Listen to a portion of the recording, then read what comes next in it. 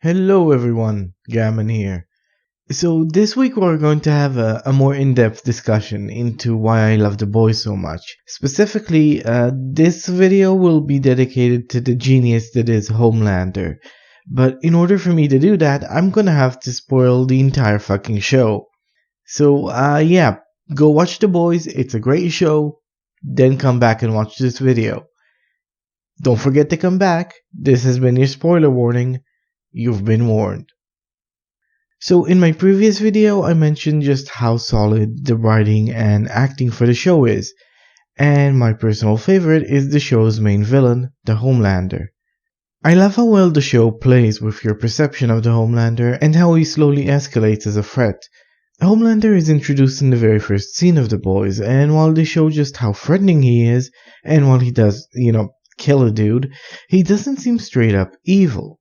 This is reinforced by both Starlight and Butcher saying Homelander is basically a saint or a Jesus-like figure, and that he doesn't smoke, he doesn't drink, he doesn't do drugs. He's different from the other Supes. He's remarkably pure. Throughout the episode, Homelander looks more like a sad washed-up actor or a choir boy than a proper antagonist. That is, right up until the very last scene where, well, this happens.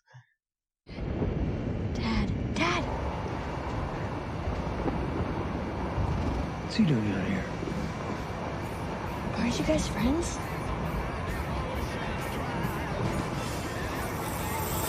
Oh my god.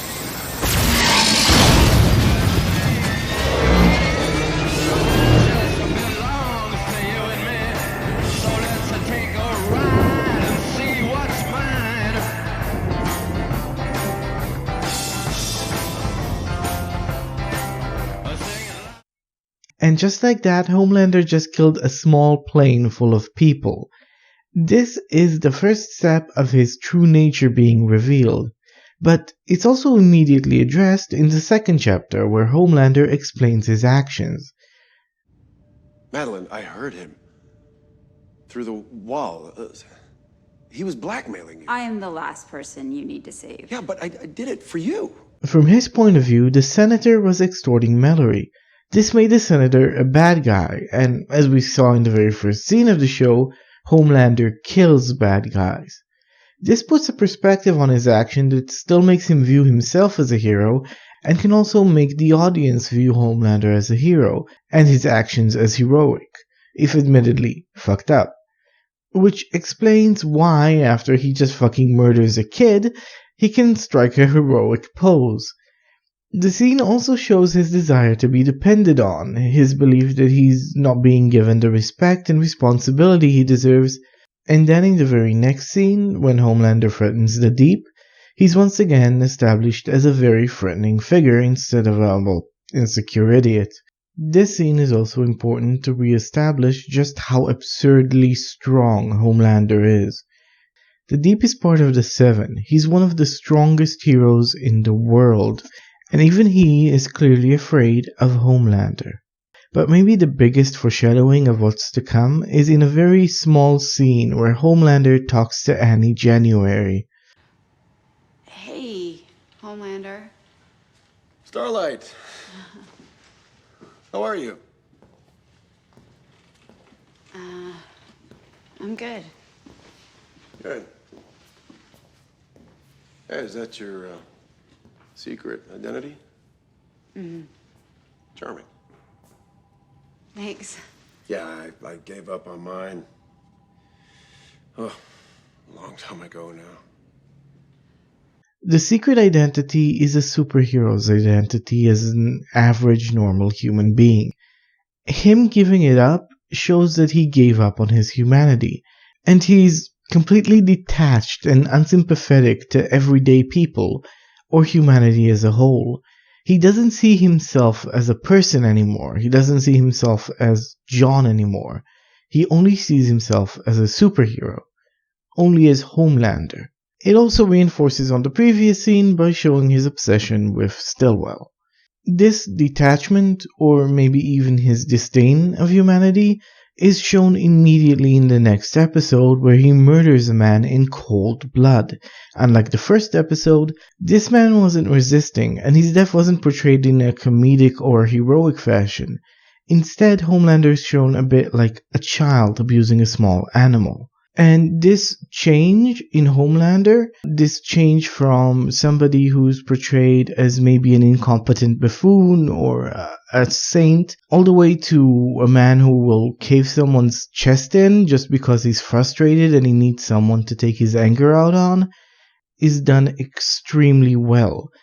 But it's going to be taken even further in the next scene, and this scene is where Homelander is truly cemented as a monster and his psychopathic tendencies are put on full display.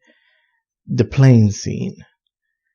Now, there are a lot of shocking things about the scenes, for instance, just how hard Homelander fucks up. But he was never really trained for this after all, so him fucking up isn't that shocking when you think about it. What is his complete and utter indifference for everyone on the plane. When Homelander sees the mess he's made, his immediate reaction is to shrug and walk away. He even mocks Maeve's attempts to save the plane, and while he is leaving, he smiles and he looks the passengers in the eyes, and he promises them that everything is going to be okay and that he's going to save them, despite the fact that he knows full well they are all going to die. He refuses to save anyone because, well, then they'll be able to tell the world about his failure. And to him, his image is worth more than, well, all of their lives put together. He even throws a tantrum and tells the passengers he'll laser them all if they try to get near him. For him, their lives are completely meaningless. This is the moment Homelander is shown us who and what he really is. A nearly omnipotent, self-obsessed monster who's a pathological liar with no regard for human life and not a single shred of decency. After the wreckage of the plane washes up ashore, he more than happily uses this tragedy, a tragedy he created, to benefit him. He tells more lies and tells the American people he could have prevented this if only Congress hadn't tied his hands, while knowing full well he's the cause of the disaster.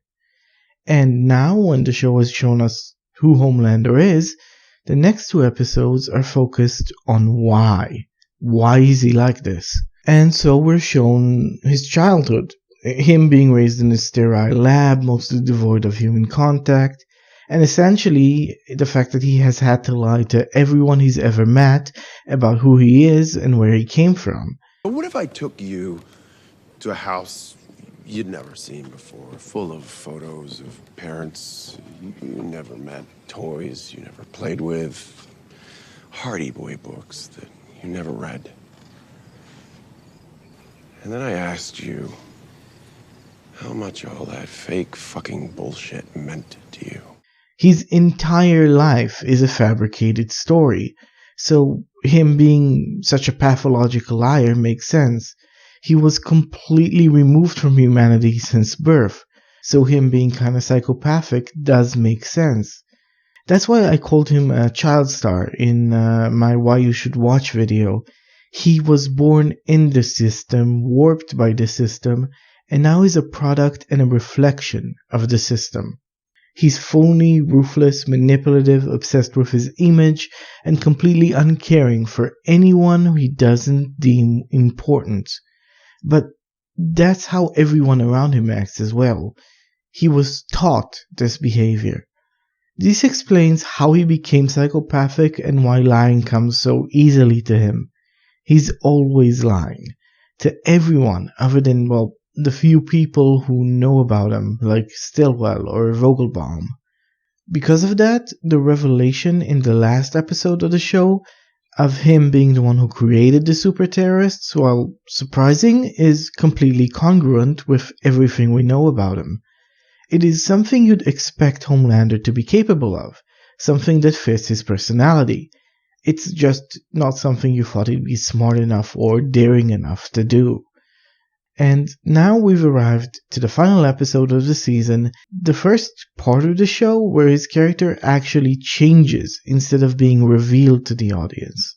The scene where Butcher takes Stillwell hostage.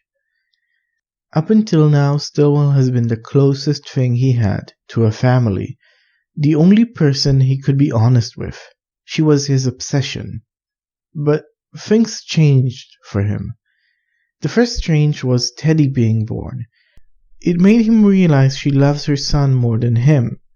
This showed him they weren't a real family and that their relationship wasn't as strong as he thought. Oh, and since Homelander kind of thinks of Stillwell both as mother and lover, feel free to add an Oedipus complex to his list of mental problems. Anyway, the second thing that changed was he discovered he has his own son, an actual real blood relative, a family. The third is that he realized that Stillwell was never gonna stop lying to him. She will never be honest, and even worse, she's afraid of him. This paints a lot of Stillwell's past action and a lot of their relationship in a completely new light. Remember how she talked down to him after he shot down the senator's plane? Was that really because she was afraid for his brand, or was she afraid of him and what he could do?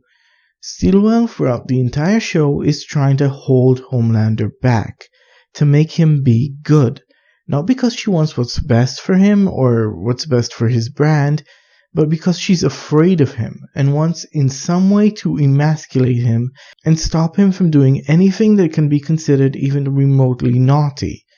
It's why every time he shows any form of initiative or aggression, she tries to stifle it. She understands how terrifying and unstoppable he'd be if he was ever fully unleashed. She never loved him. She never cared for him. She feared him. That's part of why I love the long shot of the back of her head when she discovers that Homelander is the one who created the super terrorists. It's the moment she realizes she has lost control, and leaving her expression up to the audience is just a great choice. Anyway, these realizations about their relationship is probably why Homelander decided to kill Stillwell. She was no longer needed. He had a new family, and their relationship was never real.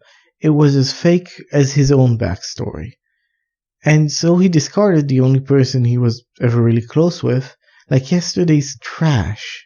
He didn't even bother to save her child. Homelander is an amazingly constructed character. Everything about him is grounded and real, despite the character being, well, utterly fantastical.